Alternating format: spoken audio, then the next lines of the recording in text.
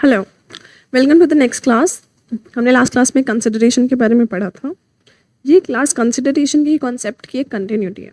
I hope आप सब बढ़िया हैं, अच्छे हैं और क्लास के लिए रेडी हैं।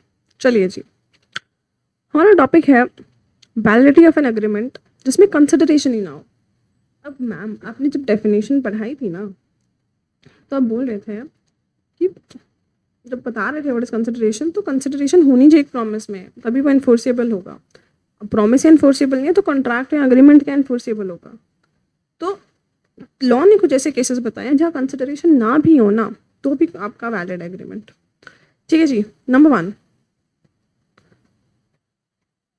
अभी जनरल रूल वही मैंने बताया दैट एग्रीमेंट जिसमें कंसिडरेशन नहीं है वो वॉइड होगा। वॉइड का मतलब अच्छे से समझेंगे। अभी के लिए आप समझ लो कैंसल्ड होगा। ठीक है, मतलब इट्स नॉट वैलिड। इन हर एक वैलिड कॉन्ट्रैक्ट में कंसिडरेशन बहुत इंपॉर्टेंट होती है। कॉन्ट्रैक्ट तभी एनफोर्सेबल होगा अगर कंसिडरेशन होगी, मगर इंडियन कॉन्ट्रैक्ट एक्ट ने कुछ एक्सेप्शंस डाल दी। Number 1, natural love and affection. अब एग्जाम्पल के लिए मेरी मम्मा, ठीक है, मुझे एक सोने की चेन देती है आउट ऑफ नेचुरल लव कि हाँ मेरी बेटी बड़ी अच्छी है, मेरी बेटी व्हाटएवर द रीजन इज, और हमारा नियर रिलेशनशिप है आपस में, जो मदर डॉटर, राइट। और मेरी मम्मा मुझे लिख कर देती हैं और लॉ में रजिस्टर करवा देती हैं कि ये जो मेरे पास जितना भी गोल्ड है या गोल्ड का ज्वेलरी है, all of this is what is being transferred to my daughter. ठीक है, और लॉ में हम ये लोग रजिस्टर कराते हैं जाके। तो मैंने मम्मा को क्या दिया बदले में? Nothing, right. कंसिडरेशन तो कुछ थी नहीं, बट तब भी ये वैलिड होगा। कल को कोई और आके क्लेम नहीं कर सकता। कल को मेरी मम्मा ही बोलेगी मेरे को वापस चाहिए, no, I am not gonna give her back. और मतलब मेरे पास लीगली आई एम सेफ कि हाँ now that is all with me. ठीक है, तो ये 4 चीज़ें होनी बहुत ज़रूरी है। सबसे पहले नेचुरल लव एंड अफेक्शन होना चाहिए, फोर्सफुली नहीं होना चाहिए, नियर रिलेशनशिप में होना चाहिए, आपके दूर के मामा चाचा मौसा के बच्चों का ऐसा कोई रिलेशन मत लेकर आना। Should be that you has a near relation, husband wife हो, मदर डॉटर हो, ब्रदर हो, फादर हो, something like that. And writing में होना चाहिए, सिर्फ वर्बल कम्युनिकेशन नहीं मानेंगे। और लॉ का थप्पा लगाना चाहिए, उस पर रजिस्टर्ड होना चाहिए अंडर लॉ। अब एक हस्बैंड ने एग्जाम्पल के लिए अग्रीमेंट रजिस्टर्ड डाला जिसमें उसने बोला कि वो सारी अपनी अर्निंग्स अपनी वाइफ को दे देगा। अग्रीमेंट जो है बिना कंसिडरेशन के, बिकॉज वाइफ उसको क्या दे रही है? नथिंग, कुछ नहीं लिखा हुआ ना what wife is gonna give her, no, but that is still valid because that is registered under law in writing. Husband and wife है एंड नेचुरल लव हो एंड अफेक्शन होगा आउट ऑफ इट, राइट। तो number 1 was done. But हाँ, इसमें एक catch है। अगर love है, नियर रिलेशनशिप पे राइटिंग है, बट लिखवाया हमने, रजिस्टर नहीं कराया, या हम कराने जा रहे थे नहीं करा पाए। ठीक है, हमारे इंटेंशन था कराने का रजिस्टर, बट नहीं हो पाया तो नहीं हो पाया, तो फिर आपका ये कंसिडरेशन के बिना भी वॉइड हो जाएगा। ठीक है, तो रजिस्टर्ड होना बहुत ज़रूरी है। बोल्ड करके दिया है तो यू रिमेंबर, अगर रजिस्ट्रेशन नहीं हुई है XYZ रीज़न की वजह से नहीं हुआ है, डजंट मैटर, क्योंकि आपका केस लॉ यहीं खेलेगा। ठीक है ना, आपका कंसिडरेशन विदाउट, मतलब कॉन्ट्रैक्ट विदाउट कंसिडरेशन तभी वैलिड होगा इस केस में अगर वो रजिस्टर्ड होगा लॉ में। एक भी कंडीशन बाहर निकल गई ना इन 4 कंडीशन से, तो it is void. Number 2, compensation for past voluntary services. अब कोई भला इंसान, मेरा वॉलेट गिर गया था, ठीक है, मेरे घर तक मेरे को देने आया, उसमें पैसे थे, बहुत पैसे थे, एंड आई जस्ट थॉट कि I'll give you 5,000 out of. He didn't ask for it. No, he did not. I told him. तो उसने पहले कुछ ऐसा खुद से करा था जिसमें कंसिडरेशन नहीं थी, बट अब मैंने उसको बदले में कुछ कंसिडरेशन देने का प्रॉमिस कर दिया है, तो वो अग्रीमेंट इज वैलिड, राइट।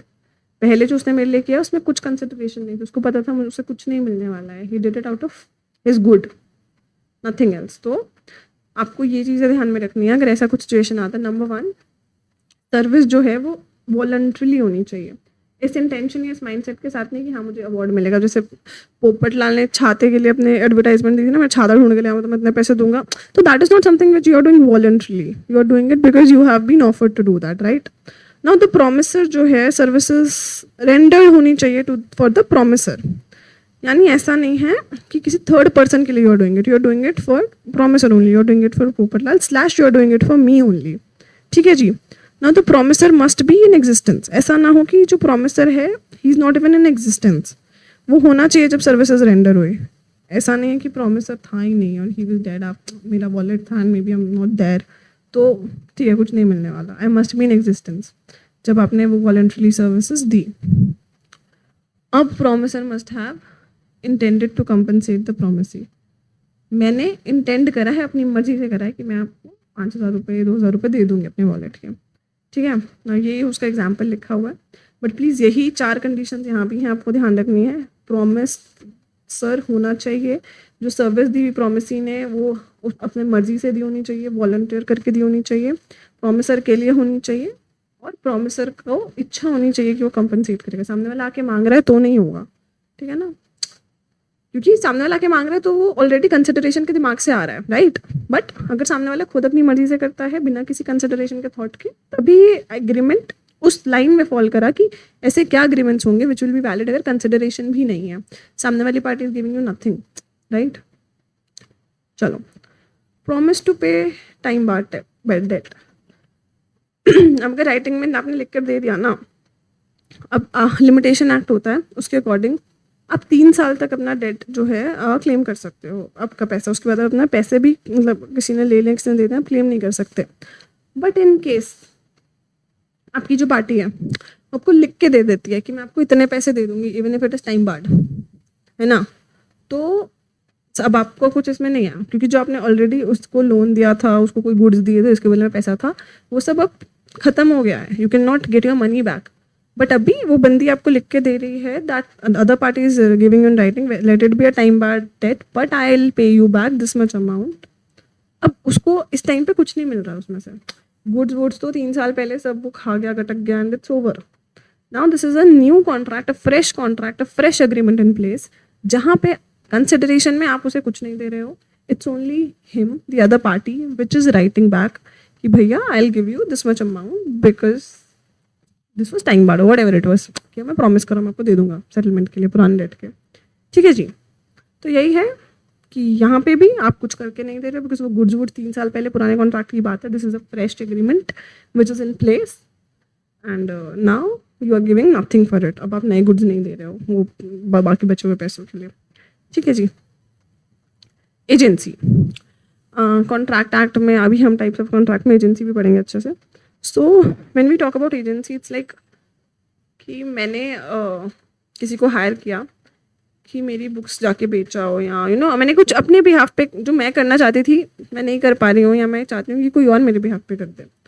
अब ज़रूरी नहीं है मैं इसके लिए किसी को भी अपॉइंट करूँ एंड मैं उसे कमीशन दूँ, मैं उसे कमीशन नहीं दूँ, it doesn't matter. Even if it is without consideration ना, एजेंसी का कोई परफॉर्मेंस कर रहा है तो भी it is valid in the court of law. हमारा कॉन्ट्रैक्ट एक्ट बोलता है कि इट इज़ वैलिड. कंसिडरेशन ज़रूरी नहीं है कि एक एजेंसी का रिलेशनशिप बने आप दो लोगों के बीच में. ठीक है जी.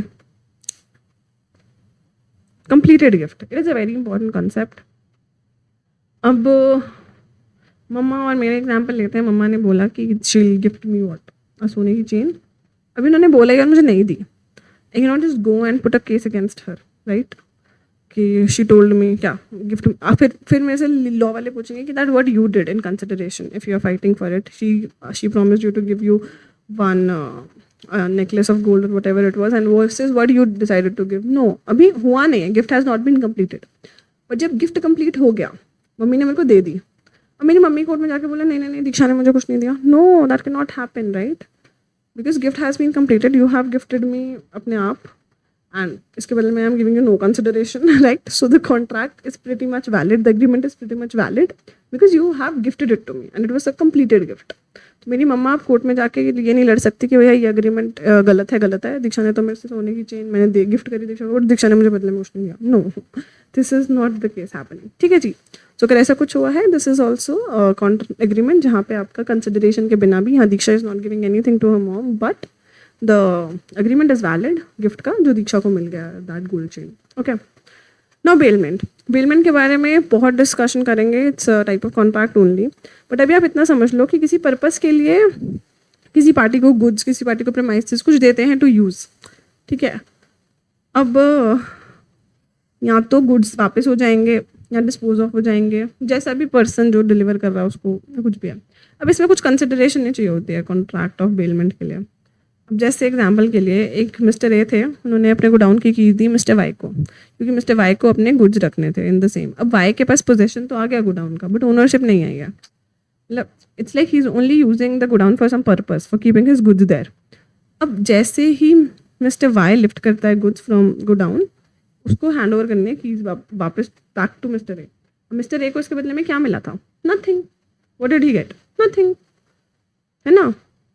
But still this is valid because this is the contract of bailment, जहाँ पे you are sharing your premises और you are giving goods for some particular reason, for a particular purpose. जब वो पर्पस खत्म हो जाता है तो सब चीज़ें बैक टू ओरिजिनल प्लेस पे डालनी पड़ती हैं, या जो भी इंस्ट्रक्शंस थी। तो यहाँ पे अगर अब ये चाबियाँ नहीं देता मिस्टर ए को वापस मिस्टर वाई, तो मिस्टर ए जो है केस कर सकते हैं, स्यू कर सकते हैं उसको। अब यहाँ पे ये मिस्टर वाई अपने आप को कैसे बचाता, कहता कि क्यों मिस्टर ए को बदले में क्या मिला, मतलब कंसिडरेशन ही नहीं थी। नहीं, it is without consideration but it is very much valid, okay, because it is a contract of bailment. मैं अपने दोस्त को गाड़ी यूज़ करने को दे दो, मेरा दोस्त मेरे को गाड़ी ना वापस करे, I can sue him in the court, right, because this is also contract of bailment. I have given him my car to use it, no, phone दे दूँ यूज़ करने, हाँ 10 दिन तो रख ले, फिर मेरा फ़ोन ना वापस करे, आई कैन स्यू हिम। ठीक है जी। Number 7 is charity. अब नॉर्मली मैंने बोला जाके गुरुद्वारे में कि I will give you this much amount of money, ठीक है, अगर मैं नहीं देती तो मेरे को गुरुद्वारा के स्यू नहीं कर सकता, no, because that's only charity. But in case मैंने बोला था कि आप अच्छा गुरुद्वारा बना रहे हो and I am gonna give you this much amount, इससे हम ये बनवा देंगे गुरुद्वारे में, एक पर्टिकुलर ब्लॉक बनवा देंगे, कुछ भी। अब गुरुद्वारे वालों ने मेरी बात सुनी, एसोसिएशन ने, उन्होंने कॉन्ट्रैक्ट्स कर लिए कॉन्ट्रैक्टर्स के साथ, और मैं अब मुँह कर रही हूँ कि नहीं मैं नहीं पैसे दे रही। तो यहाँ पे even if there is no consideration, मुझे गुरुद्वारे से कुछ नहीं मिल रहा है, but the association of the NGO or something can sue me अगर मैं ऐसे चैरिटी के प्रोमिस करती हूँ एंड सामने एसोसिएशन या NGO या कोई ट्रस्ट कोई ऐसा एक्शन ले लेता है जिसकी वजह से मुझे पैसे देना, क्योंकि काम शुरू कर दिया उन्होंने, कॉन्ट्रैक्टर शुरू कर दिया, मटेरियल मंगा लिया, now it can not be revoked, right. तो इस केस में even if I am getting nothing out of it, मेरे लिए जीरो कंसिडरेशन है इस पूरे एग्रीमेंट में, but still it will be valid, ठीक है, ओके। तो इसके साथ हमारे सारे केसेस कवर हो जाते हैं जहाँ पे एग्रीमेंट वैलिड होगा बट कंसिडरेशन नहीं होगी, ठीक है जी। I hope you enjoyed the class. For any queries and doubts please please please लिखो, और सारी क्लासेस देखो, एंजॉय करो, आराम से लॉ पढ़ो। Good night, bye.